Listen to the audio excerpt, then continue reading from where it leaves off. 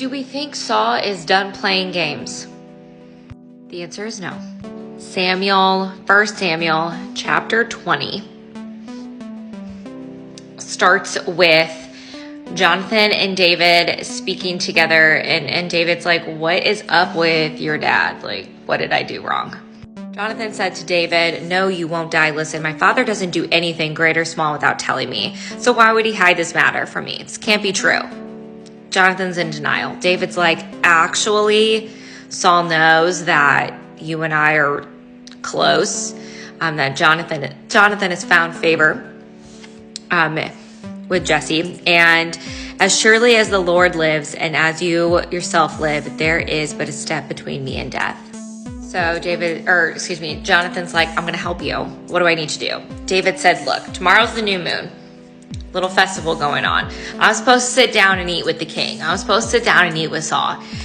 Can you tell him that I need to be with my family instead of being at the king's table? Jonathan says, by the Lord, the God of Israel, I will sound out my father by this time tomorrow or the next day. If I find out that he is favorable towards you, I will not send for you. Will I not send for you and tell you? If my father intends to bring evil on you, may the Lord punish Jonathan to do so severely if I do not tell you and send you away. So Jonathan's going to get to the bottom of this. So they come up with this plan. David's going to go hide. Jonathan's like, look, I'm going to come out with a servant and say, go find the arrows.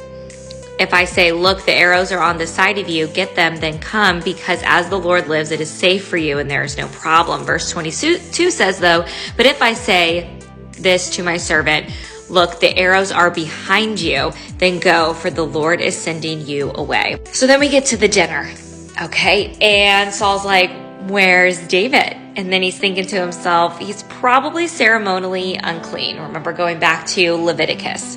However, the day after the new moon, David's place was still empty at the table. And Saul's like, why is Jesse's son not here? Saul becomes angry and basically says that every day Jesse's son lives on earth, you and your kingship are not secure. Now send him and bring him to me because he needs to. Jonathan has already accepted that the Lord wants David to be king. Saul assumes that kingship is hereditary.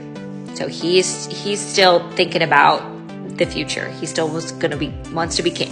So of course, Jonathan takes this information, goes to the countryside where David is hiding, calls to the servant and says, the arrow is beyond you. And then David left.